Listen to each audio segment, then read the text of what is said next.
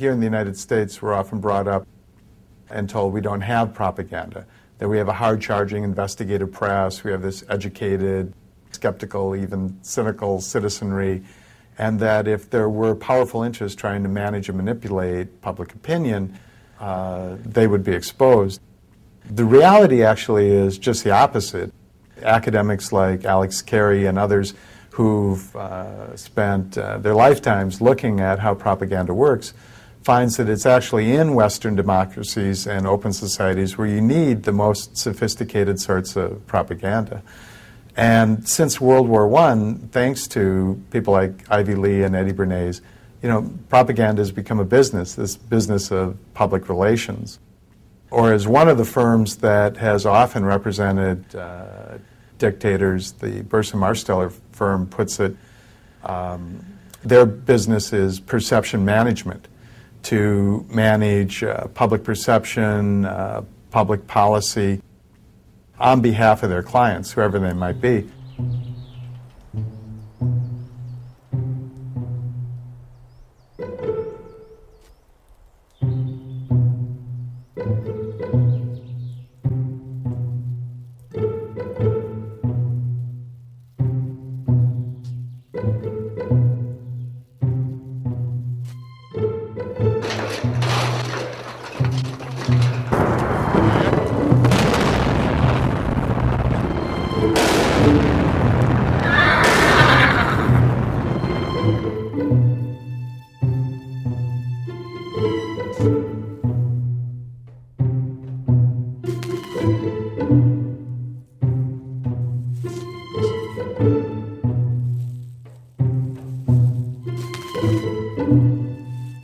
April 9th, 2003. Throngs of Iraqis spontaneously attack a statue of Saddam Hussein, the face obscured with Old Glory.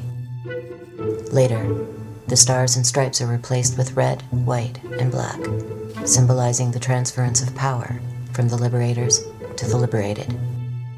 Defense Secretary Donald Rumsfeld describes the scenes as breathtaking.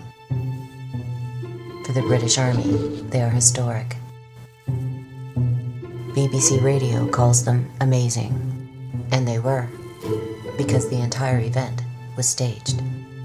Years after the operation, a U.S. Army report admitted that the toppling of the Saddam statue had been engineered by a psychological operations group. The document states, "Our TPT, or Tactical PSYOP team, saw the statue as a target of opportunity." A week earlier, another psychological operation laid the groundwork for what followed. The script was for a female Rambo turned damsel in distress to be rescued by U.S. armed forces. In the situation that we're talking about here with Private Lynch, as you know, on about the 23rd of March, her 507th Maintenance Company was ambushed. A number of the members of that maintenance company were killed, a number captured, and a number were unaccounted for, she being one of them. We waited 24 hours to get the cameras there to set up the whole thing to make this big rescue, and the SWAT team goes in to save her, and then she becomes an instant celebrity overnight. That story happened the same day that the tanks were rolling into Baghdad. That's the same day that we shelled the Palestine hotel where the independent journalists were. The same day we blew up Al Jazeera's television station.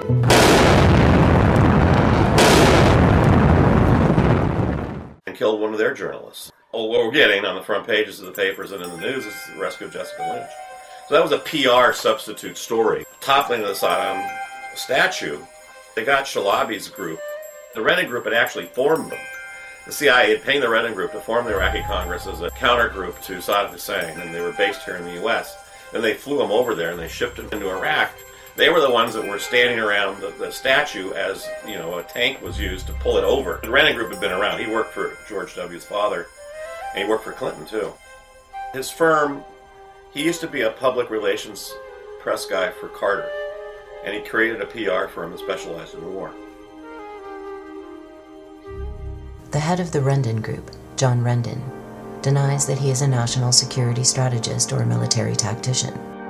Rather, he states, "I am a politician and a person who uses communication to meet public policy or corporate policy objectives. In fact, I am an information warrior and a perception manager." Following the first Gulf War, Rendon was paid $23 million by the CIA to create anti-Saddam propaganda. Following 9/11, he was charged with public relations for the U.S. bombing of Afghanistan. Rendon is far from alone. Public relations has mushroomed into a $200 billion a year industry, with PR flacks in the United States now outnumbering journalists. Propaganda has become the primary means by which the wealthy communicate with the rest of society. Whether selling a product, a political candidate, a law, or a war, seldom do the powerful deliver messages to the public before consulting their colleagues in the public relations industry. Colin Powell presents a now typical case. He didn't choose a seasoned diplomat for the position of Undersecretary of State. Instead, he chose Charlotte Beers, known in PR circles as the Queen of Madison Avenue. Her resume includes successful advertising campaigns for Head & Shoulders Dander Shampoo, Uncle Ben's Rice, and now, Uncle Sam. You see a news show, you watch 60 Minutes or a Fox program or whatever it is, you tend to give more credibility to what you're told is journalism. If an advertisement comes on, hopefully you tend to be more skeptical of that because obviously somebody put an awful lot of money into crafting this slick TV ad and airing it. But what you probably never suspect is that that news story you just watched was also crafted by a company given to the TV station or network with the understanding that they would put their own logos on it, identify it as real journalism, and air it. Colonel Sam Gardner would eventually chart 50 false news stories created and leaked by the Bush White House propaganda apparatus prior to and during the assault on Iraq. Foremost amongst these were the lies that led to the war in the first place. It was not bad intelligence that led to the invasion, concludes Gardner.